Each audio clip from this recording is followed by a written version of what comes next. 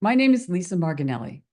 I'm with Issues in Science and Technology, a quarterly journal that is a partnership between the National Academy of Sciences and Arizona State University. Journal that is a partnership. Today's discussion between is being hosted by Issues on ASU's platform.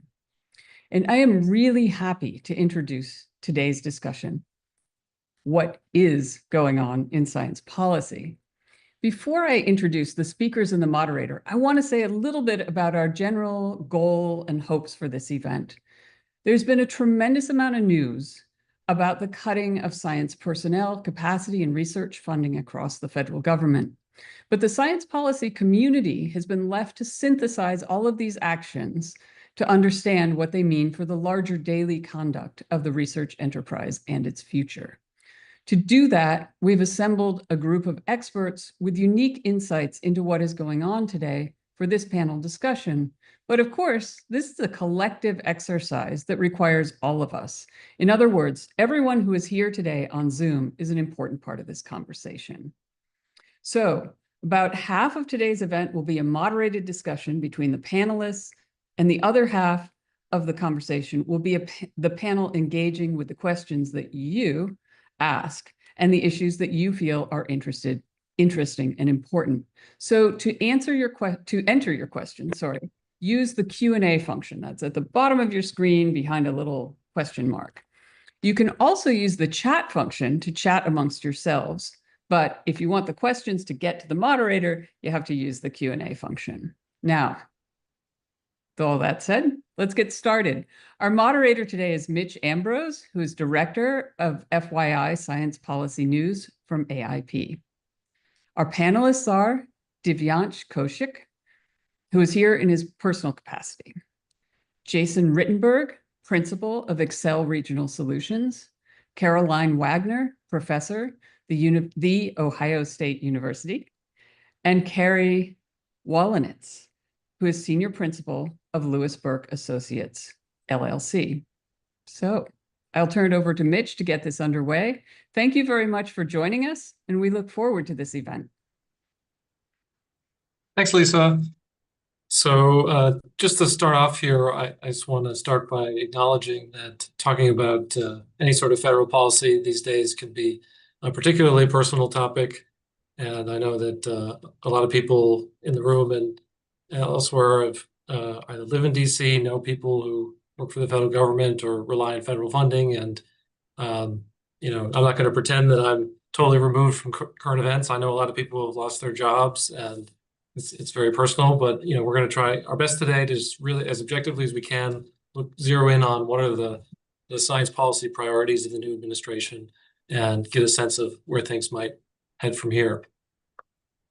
With that, I want to start by, I'd say it's one of the most concrete indications so far of what some of the high-level priorities are from the new administration.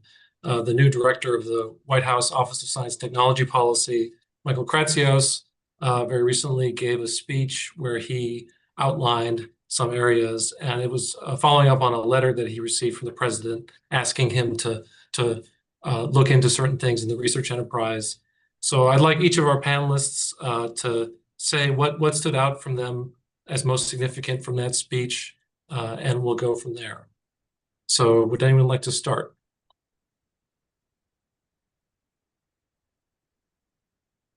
I'd be happy to start. Sure. Thank you, first of all, Mitch, and to Issues for organizing this event. It's so critical that we have these conversations. One of the things I noted in Mr. Kratsios' speech is a continuing tension between openness and security. This came through in this speech and perhaps in this administration even more strongly than in the first administration, where we had the China initiative and there was a focus on China. Now we see a broader focus on security, export, not necessarily controls, but examination of export activities from the government, as well as a focus on some very specific critical technologies. Again, that's a contrast with the earlier administration. So here we don't necessarily see a way to balance these two tensions. that are ongoing, not just in the White House statements, but also among the agencies as well. And it would be very interesting to hear from other panelists as to how we see this tension between openness and security. I'm happy to, sorry, Carrie, why don't you go ahead first? Thank you. I echo Caroline's thanks for having this fora. Two things that particularly stood out for me from the letter. One was the absence of something, and the other was the inclusion of something. So on the absence side, my own bias in the biomedical and life sciences space is the absence of anything biological or health related or life sciences related. There was a lot of emphasis on the physical sciences and technology, which, to be fair, is a very traditional space for the Office of Science and Technology Policy at the White House. But that was notable. And then I was really very happy to see the strong emphasis on the Vannevar Bush model of partnership, the government industry university partnership that has really driven American innovation. One of the challenges we're seeing, I think, in the current space is the how do we build on the success of that partnership and that model, that science policy model, which has really driven American innovation at a time when we're seeing a lot of strain put on that partnership by some early actions of the administration. And so thinking about things like facilities and administration cost policies or issues related to the ability of universities to support federally funded research as part of that partnership are going to be a challenge in thinking of how we get from where we are at this moment in time to sort of the fulfillment of that vision that Director Kratsios outlines in that letter, which really, I think, doubles down on that idea of what has really made American science so tremendous is that 80-year science policy model that allows for that public-private partnership in research. I take a slightly different view. First of all, thanks for having me here. This is I'm really looking forward to the discussion here. I take a slightly different view. I think I do not particularly see a tension between openness and security. I think it's in American national interest to make sure that certain technologies, certain investments, do not further Chinese military advances. And you have to be very realistic about that. The Biden administration followed the Trump administration, the first Trump administration on that. The trajectory that we've been on since 2019, since the Huawei and ZTE controls, for instance, was reflected throughout the Biden administration and is reflected in, for instance, Michael Kratsios' address. And we can get more into like the security aspect of it. But that is important. The realistic nature of how we are dealing with a foreign adversary, which has an explicit civil-military fusion strategy, has a national intelligence law that compels individuals and organizations to participate in national intelligence activities. Like, it is critical to have that realism.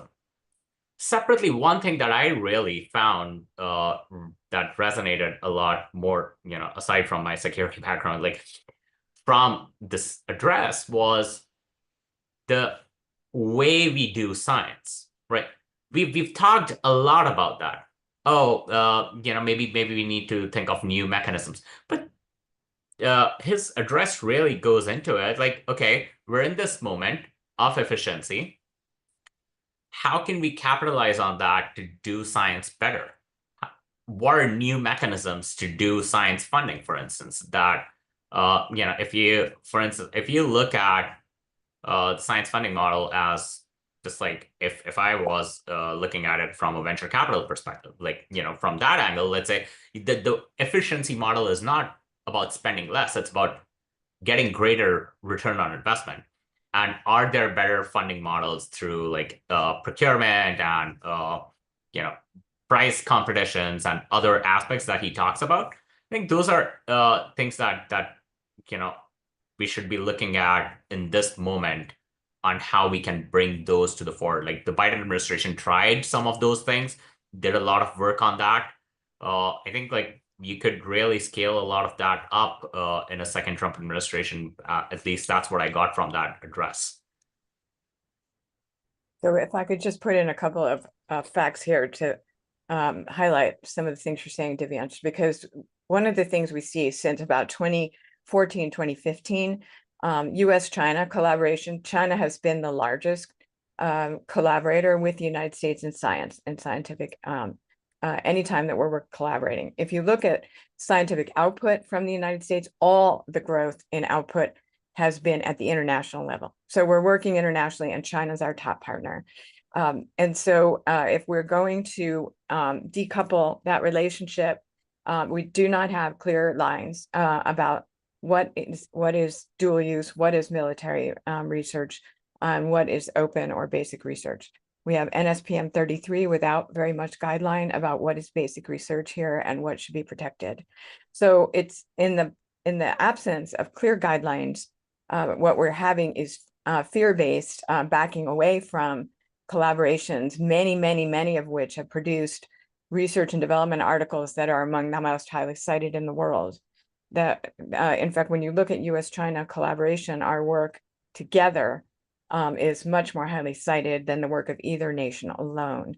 So it does seem to me that I understand what you're talking about at Huawei, and there are other corporations, and there are particular technologies that perhaps can be encircled and isolated. But when you look at the nation as a entity producing science, we are very codependent, interdependent at the global level, and that is also the source of our vibrancy.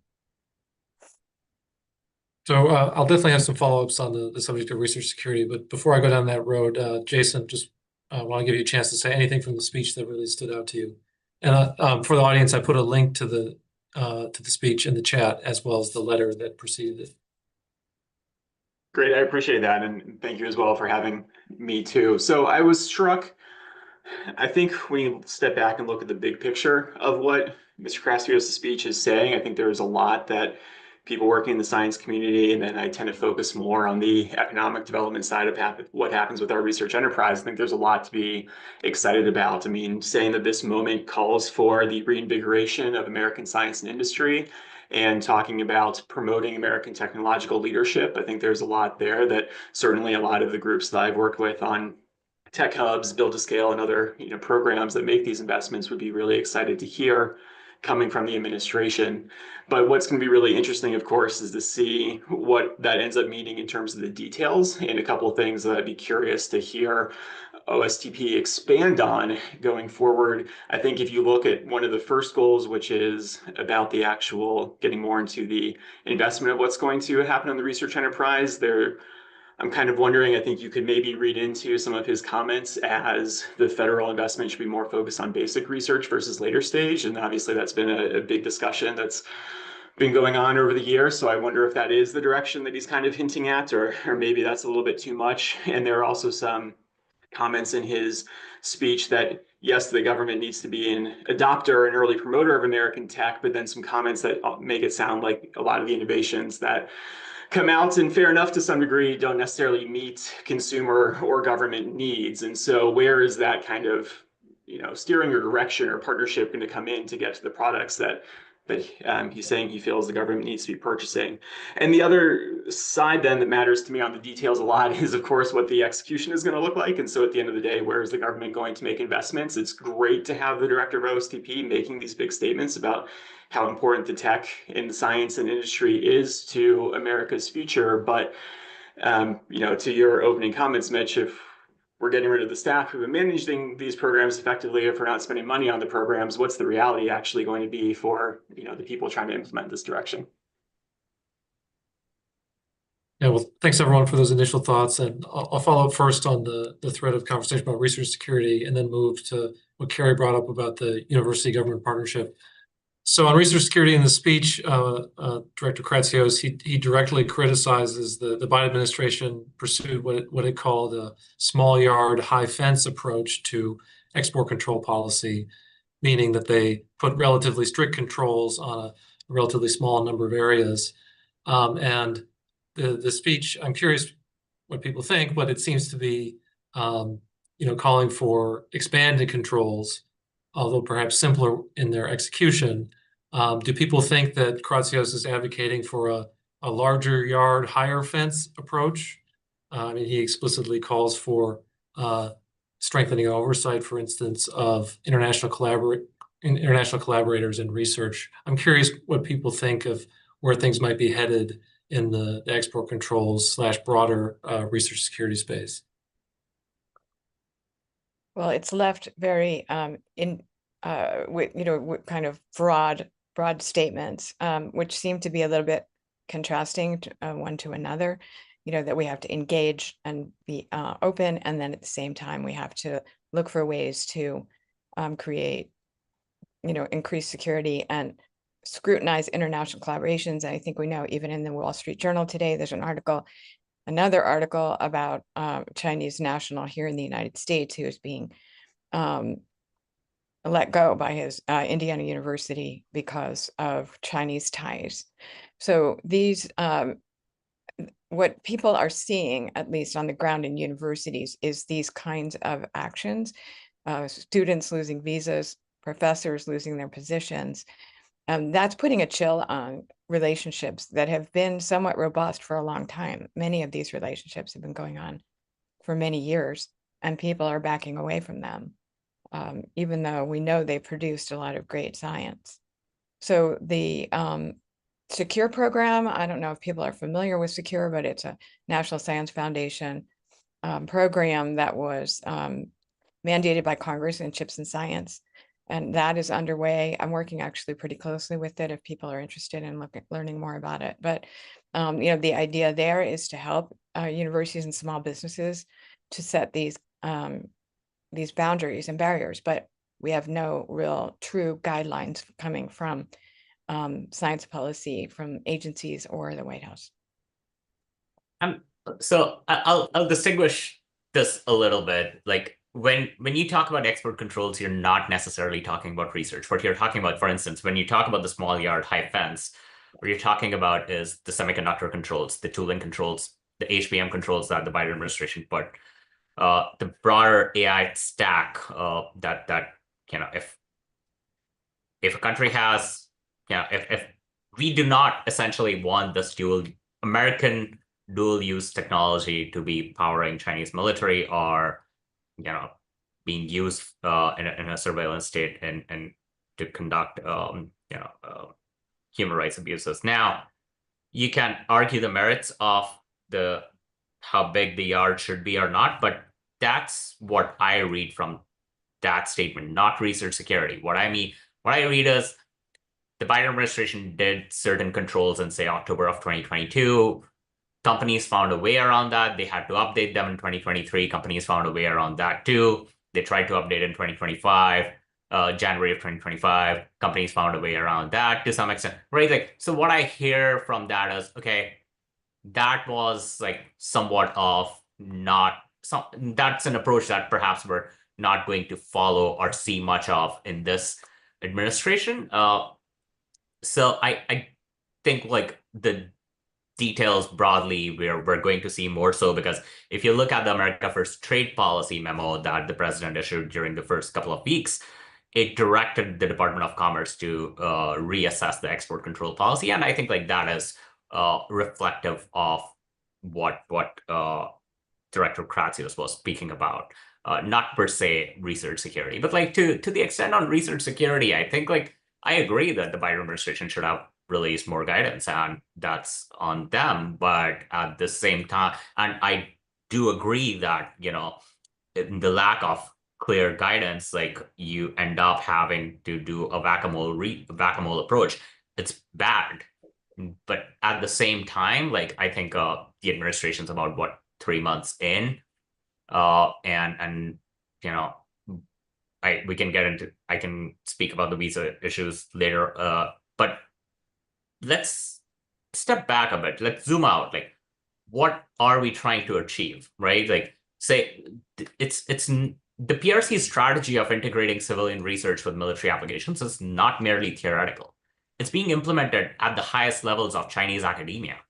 Like in 2018, Tsinghua University's vice president wrote an article that laid bare the institution's role in advancing state and military objectives, especially in AI. Like he wrote about like how Tsinghua would closely integrate the national strategy of civil military integration and the AI superpower strategy, right? Like those declarations reveal troubling realities about like how their top engineering and computer science institutions make no distinction between foundational AI research and potential military applications. Not even talking about like how we should discern it, but I'm saying they do not make any distinctions. They view them as intrinsically linked. They extend this philosophy to the private sector, as we know. And so we have to recognize that the global research landscape, to some extent, has evolved. Jason recognized that too, including when they released that report during the previous administration, saying that because of PRC's efforts to militarize civilian research and restrict information flow, like that may severely limit the benefits of collaborations with research organizations within the PRC. So I think that is something we have to recognize. And Mitch, I think that's something that, gets to a very salient point that Jason made, which the devil is always in the details of implementation, right? I mean, looking back against all of the years I've been working in science policy, I find that particularly in this balance between openness and security, and how do you think about security in the research context, it is often really easy to talk about it in abstract. It's easy to identify risks in abstract. It is easy to, to spot the dangers, the potential for dual use. The difficulty is in implementing that through science policy in a practical way, in which we've got a system in the United States in which, by and large, we do a lot of research through this decentralized system of research grants and international collaboration in this really vibrant way that Caroline spoke about. And how do you put forth oversight measures that are consistent, practical and pragmatic and able to be implemented within that system? And it often comes down to risk management. I mean, I think sometimes we talk about risk in this very black and white way, as if it's, stop or go. But truthfully, really good policies are about thinking, what is the acceptable level of risk that allows us to capitalize on the benefit of that global scientific and economic system, that those decades of collaboration, while still minimizing to the extent possible the risks that might be inherent in some of those collaborations, because different nation states have different agendas and present different security risks for the United States. How do we, draw the line at what is an acceptable level of risk? And that is, practically speaking, as someone who used to, put pen to paper and write policies, very difficult to do because it requires a lot of nuance. It requires a lot of human understanding in some ways. It requires a lot of information and detail about people all over the planet and institutions and sunshine in places where sunshine is not traditionally showing. And it ends up being often we err on the side of heavy-handedness, where we have these really sort of overarching approaches that can unfortunately hurt us in terms of our competitiveness, in terms of our ability to move science forward. Or we end up, perhaps with a risk landscape that we're not comfortable with because we haven't mitigated the risk enough. And it is a continual adjustment to try to get that right. And I think, that's the sort of spectrum that we're seeing as things in China have certainly changed, as things in the US have changed, is how do we dial up and dial down to try to get that balance right at the end of the day? And practically speaking, it is very difficult to do at the level of getting it right. Yeah. Thanks everyone for the perspectives on that. And now I'm going to zoom out from research security. I mean, we could easily have a whole event on that, maybe a follow-on event, and talk about some other factors. I mean, I've seen some interesting talk in the chat about, to what extent is OSTP ultimately going to have influence relative to, say, OMB, and want to turn the discussion towards some of the budgetary effects that are happening. I mean, Jason talked about at the end of the day, what are the proposed investments going to be? We've started to get leaked drafts of some of the proposals that looking like there might be some very deep cuts proposed to different science agencies. I'll point out that the first Trump administration did propose pretty big cuts across the board to science agencies. Although you could have an argument as to whether those were targeted at science programs versus just kind of a really broad across the board trying to shrink government. And it looks like there's going to be some new version of that this time around, perhaps even deeper cuts. And so I'm curious for panelists' reflection. I know we don't have the official budget out yet, but to what extent do you see any similarities or significant differences between how the first and versus second Trump administrations are approaching things like science budgets? And after that, I'll switch to following up on the university partnership point that Carrie raised earlier. So this is another place where the letter, Kratzios' letter, is a little bit in tension with reality, because we saw that the R&D budget this term dropped significantly for a number of agencies across the government. And then we've also seen critical workers taken out of the mix there. And yet the letter talks about a golden age for American research and innovation. Now, of course, it's not just R&D money going in, and the US is already fairly high, 3.5% R&D to GDP compared to other countries. There are some spending more, but as a ratio, but the US is spending quite significant amounts of money. I think we also need to look at other policy actions, right? Because one of the things we see if we look at just the spending, that business investment in R&D has risen, while federal spending has dropped quite significantly, from about 50% of total national spending to less than 25% now. And this has more impact than we think, because in another piece that was in issues, there was talk about trust in the system and that people trust business R&D less. Well, if we look at where the R&D is being spent, it's mostly by business. So if that is one of the features that is reducing trust in the system, then we have to say, like, well, are we getting this balance right? Because we know that total factor productivity, which is a measure of the way in which the system takes up new technologies, dropped significantly during the first Trump administration and started to climb back up, according to Bureau of Labor Statistics, but it's still low compared to what it was in the 1980s and earlier. So we know that our uptake of technology is also lagging somewhat. And so these are some of the indicators that I think we need to pay attention to, because we can actually take policy actions around these kinds of ecosystem measures, right, or ecosystem dynamics that create that innovation system that we want. But it has to have a systems approach. Otherwise, taking it in individual pieces is risky, as Carrie very well pointed out. And I think it is hard right now, while we're sort of in the middle of what feels like a demolition period. I think as folks are pointing out in the chat, there are significant numbers of awards being terminated. We've seen elimination of programs and research agencies like USAID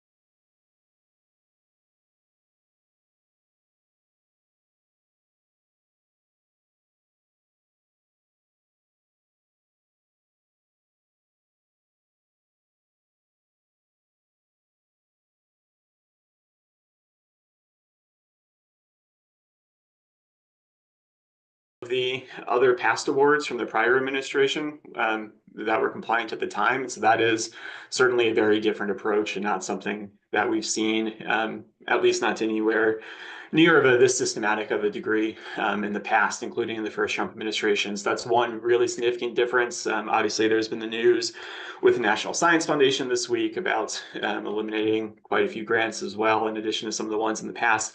And in some cases, that's hard, again, kind of going back to my thoughts about the letter and the speech, maybe a little bit hard to reconcile. There was some news, it seems to be, pause for now, that the Manufacturing Extension Partnership Program was going to be wound down. Certainly, if you want to invest in manufacturing, you're going to put in a bunch of new wrinkles like additional security controls or tariff policy. Having technical assistance for the small and mid-sized manufacturers would seem to be very much in alignment with those policy changes. So a little confusing at times.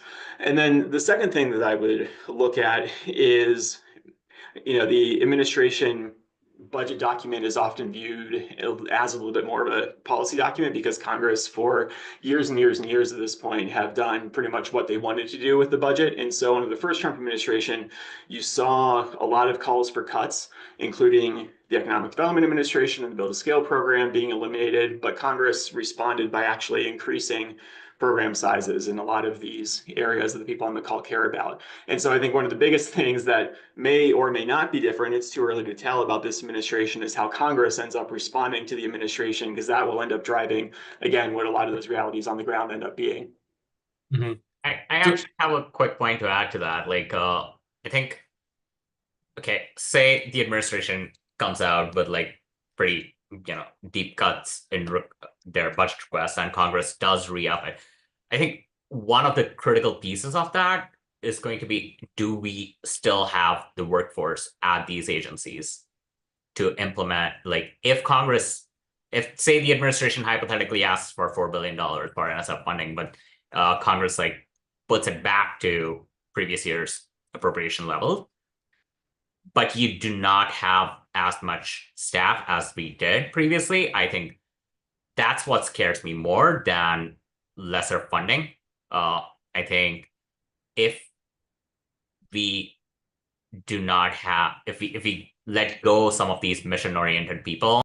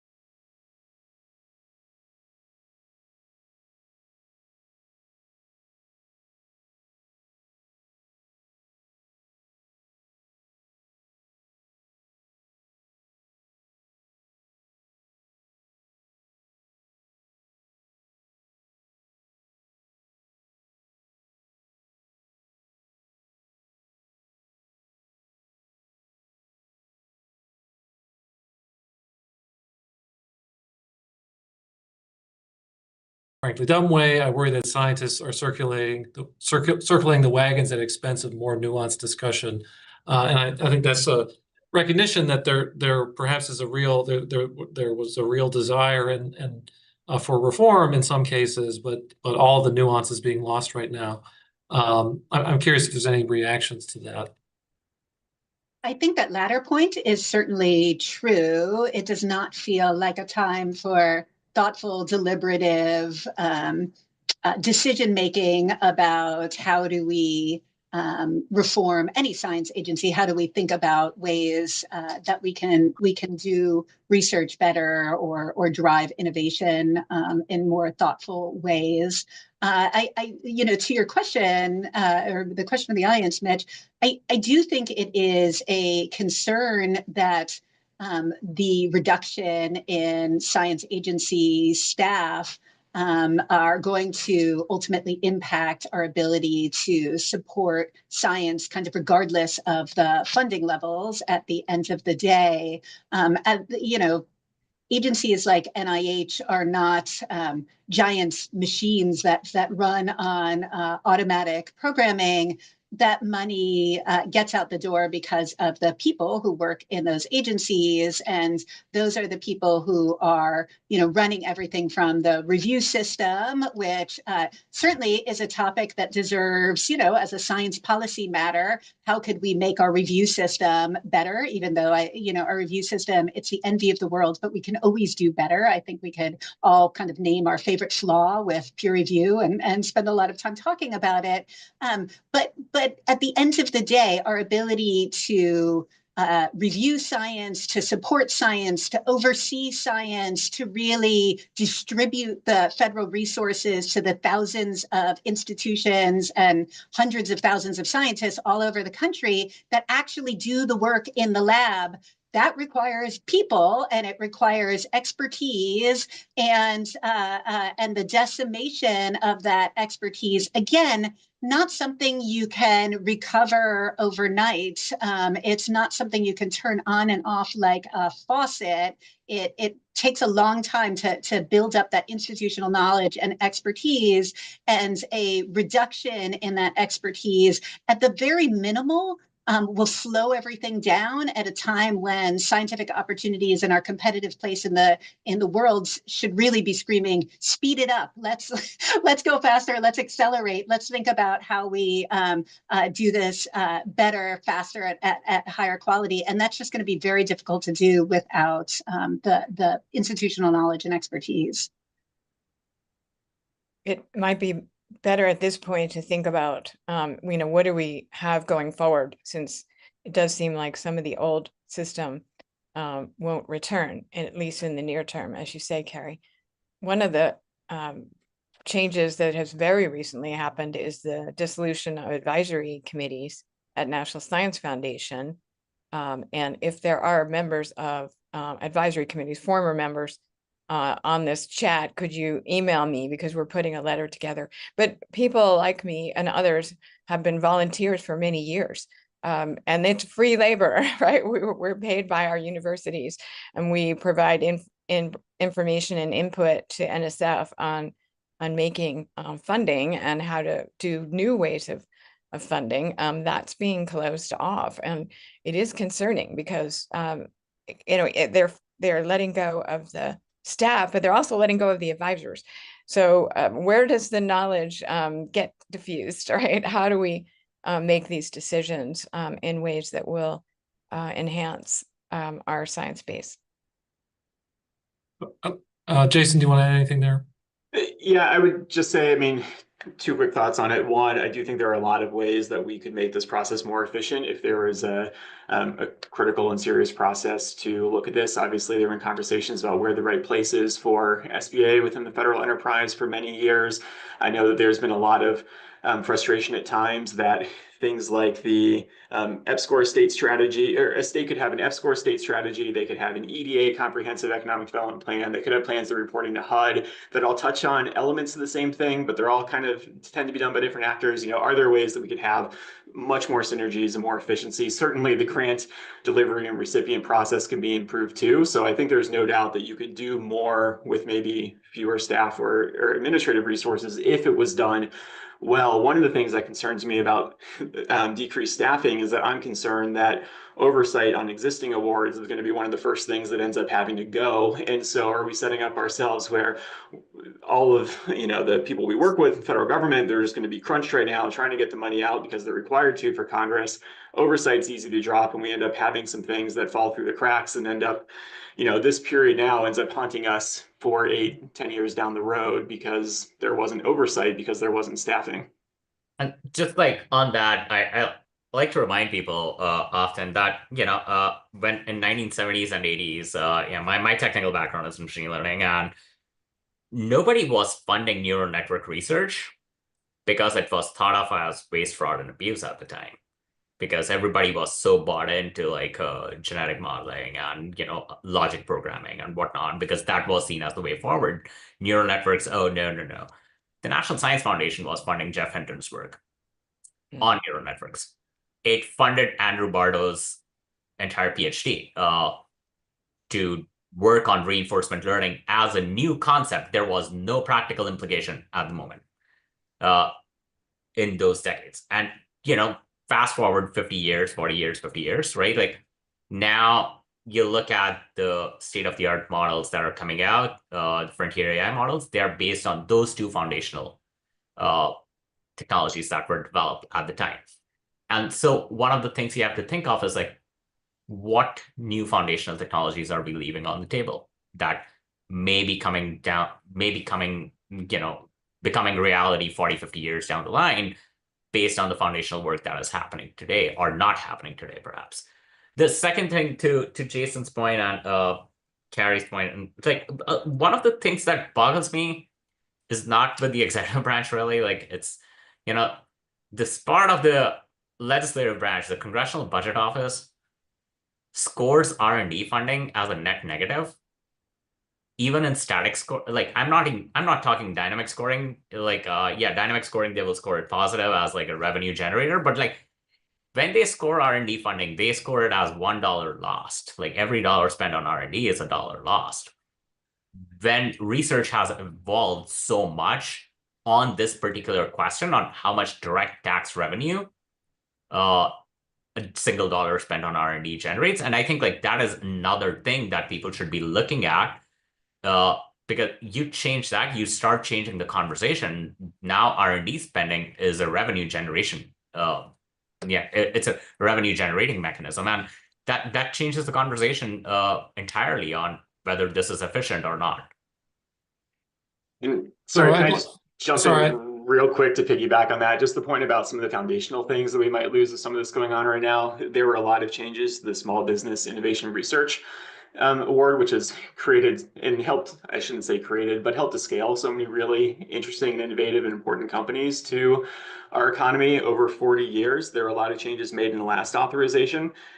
There's still a lot of learning and more synthesis and maybe some more standardization across the agencies to be done. But the person who was leading that SBA policy office that does SBAR is now gone as part of these changes that have gone through. And so, how is that going to happen? That's a program that's up for reauthorization again this year. So yeah, when we talk about foundational tech, that's another part of this conversation that, the field might be concerned about where it's headed right now. So shifting to another audience question here, and this is about the relationship between the government and universities. Someone asks about the current trend of the administration using research funding as leverage to enact other policy priorities. So they ask, alongside this leveraging of funding against universities, will the reductions in spending trigger a reorientation of science away from federal funding? Will industry, philanthropy, and private capital take up the slack? There was a time when government research funding was viewed in a negative light. That was back when government exercised more control and restriction over the products of research. Any thoughts on that? I think that it is not much of a secret that the new administration is no fan of universities. They have made that pretty clear. They're not happy for a variety of reasons with institutions of higher education. And we have seen that manifest in a number of different policy levers, some aimed at the industry as a whole, some aimed at individual institutions. But it is true that it is leaning on this very hard, this kind of carrot and stick partnership with the federal government in terms of research funding. And this gets us sort of full circle back to the university government partnership that is quite honestly the bedrock of our nation's science policy in terms of our innovation engine. And some of the policies that we've seen come out of the administration, whether they're individual targeting of institutions and cancellation of awards at those institutions, investigations and oversight approaches, or policies like the capping of facilities and administration rates, so indirect costs, for example, are presenting this really existential earthquake across this partnership dynamic that in the short term is obviously causing a lot of angst and harm and uncertainty more than anything else. I think, one of the things we've talked about are some of the certainties of what we're seeing now, but it is this atmosphere of kind of a sword of Damocles hanging over the head of any given research grant or research institution or agency at any moment that is driving the whole system to be understandably risk averse in how they're thinking about this, whether or not they're giving offers to graduate students, whether or not they're hiring new faculty, whether institutions are making their own investments in science, and begins to get to this question of, are other players going to enter the stage? I think, on a practical matter, as an order of magnitude, as important as philanthropic contributions are, they're just not going to be able to match the level of resources that the federal government has brought to the table for many, many years. And as important as industry is, particularly in the latter stages of the research development pipeline, industry is not suddenly going to say, oh, I'm going to fill in and pick up all of this high risk, uncertain, basic research that the government has been funding for a long time for all the reasons that industry has never been interested and has benefited from government investment in that very early stage, high risk, fundamental research that doesn't have a clear and defined outcome of the sort that industry might be looking for to create products and profits and move their own interests forward. And so I think we are at this really important and kind of frightening nexus in that partnership in which we have seen a abrupt change in the government side of the government university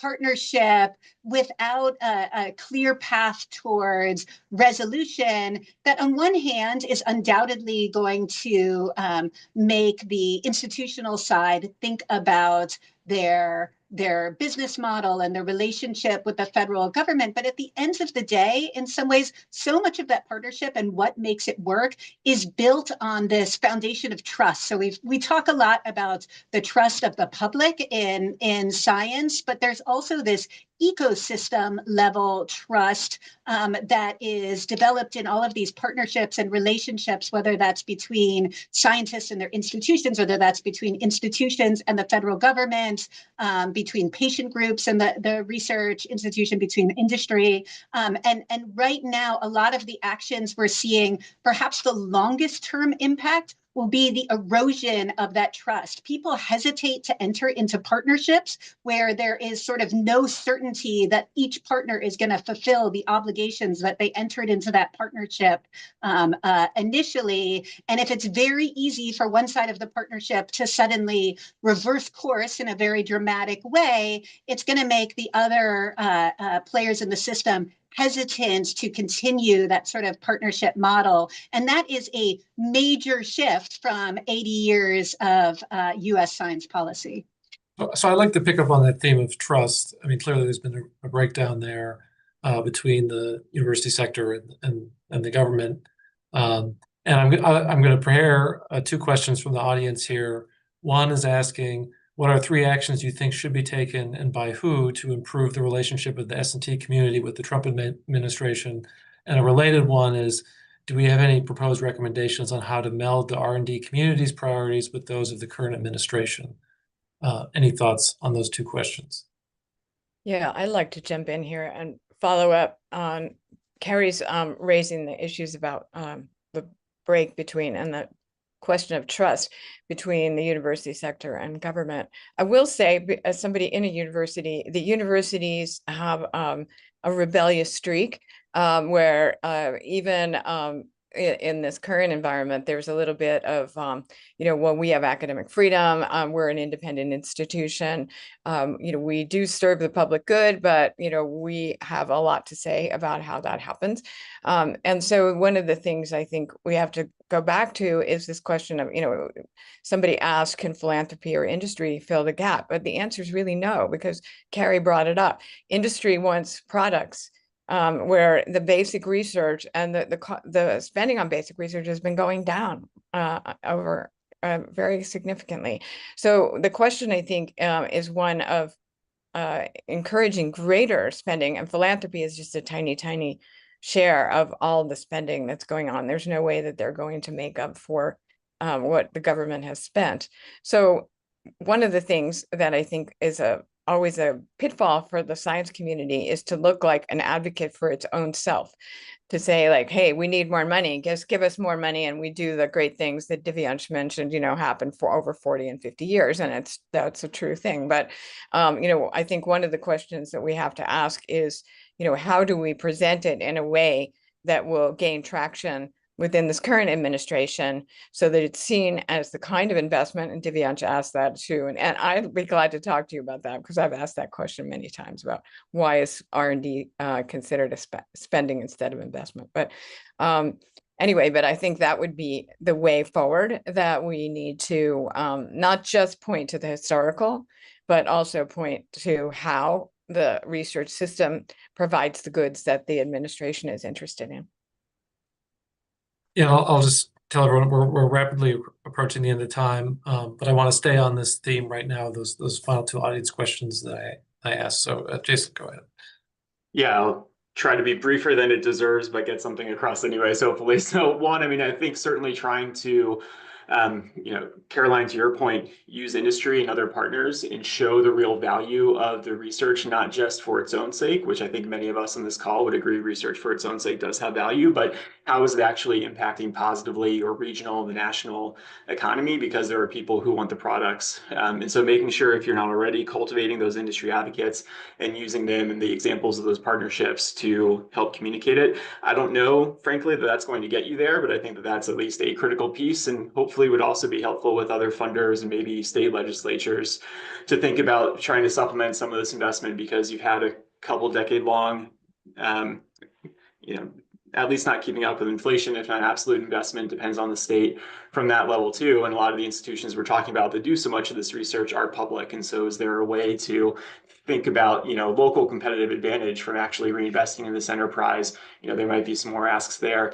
The other thing I'd say, though, just to put it back a little bit on universities too, is that I do think, and granted, again, they've had this affordability crisis themselves because of the changing nature of some of the business model, but I think it is hard to feel an excess of support or sympathy when you see how much tuition rates have gone up relative to family income. And so kind of experiencing some of the budget issues. And I was a grad student and I was at an institution that the union went on strike. And then now as a parent who has kids in and one about to go to college, like you really feel what's happened with those tuition costs. And so, I think at the end of the day, maybe, and not saying this is really university's fault entirely, but I think that is a reason perhaps why, there's not as much public support as there might have once been. Right. Any final thoughts, Caroline or Divyansh, on things that the S&T community can do to constructively engage with the new administration? I would like to just add one other policy action that I think we as a community should consider. A lot of patents are held strategically by companies in ways that reduce spillovers and reduce kinds of bottom-up innovation that we all want. And one of the things that we should be thinking about and talking to Congress about perhaps is kind of releasing the boundaries and barriers and constraints on like unintended spillover effects of the spending that we do. And my sense is that that's a place where policy is urgently needed. Be interesting to hear from others about that. But we really need to allow those kind of externalities to flow more freely into our economy. I also think we clearly need to do a better job, which it's been difficult to do amidst sort of a rapidly shifting landscape, of connecting the dots between, some of what the administration says they want to do in addressing major challenges, whether that is chronic disease, whether that is innovation in manufacturing, and connect the dots to demonstrate that science research are the solutions to those priorities where they really want to be able to make progress. And we clearly have not connected those dots very well, because we are seeing this statement of priorities even as the agencies and the resources that would be used to move those priorities forward are being cut. But that is an opportunity as we, hopefully move out of what feels like this overall effort to reduce government and really,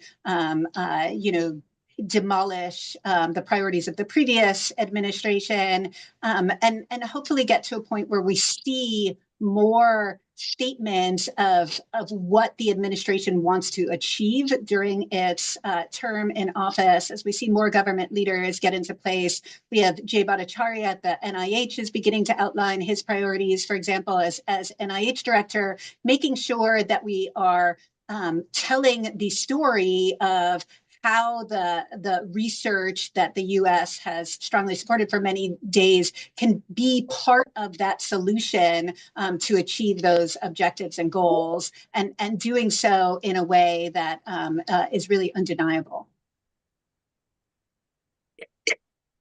Just one quick thing to add. Agree with everything that was just said, but like, we're in this moment where the administration wants to prioritize efficiency and a deregulatory approach on things. And how often do you hear from administrators at universities like how much paperwork there is to do one research grant? Well, universities should go to the administration with proposals on how to get rid of that regulatory burden, like that universities think is too much, and tap into that deregulatory and more efficiency-driven momentum to align more with the administration's agenda there. I want to thank you all very much. Thank you, Divyansh, Jason, Caroline, and Carrie, and Mitch. This has been a very interesting conversation as you've elaborated for us, along with the audience, a time that is both very confusing and very sort of perilous, and also contains opportunities for moving in new directions. Thank you so much for being part of this panel. And if you enjoyed this conversation and would perhaps like to continue it, you have come to the right place. You can read more of our work at Issues in Science and Technology at issues.org. You can sign up for our Friday newsletter to hear about other such events. And we're also looking to create some sort of forum where people can have conversations like this kind of on an ongoing basis. So as soon as we know about that, we will send it out to you. And thank you to the panelists. Thank you to you in the audience. Thank you, Issues. And thank you, Mitch, for leading a great, rich, kind of wild, sprawling conversation as kind of reflects this time. We will see you next time, and have a great rest of your day. Thank you.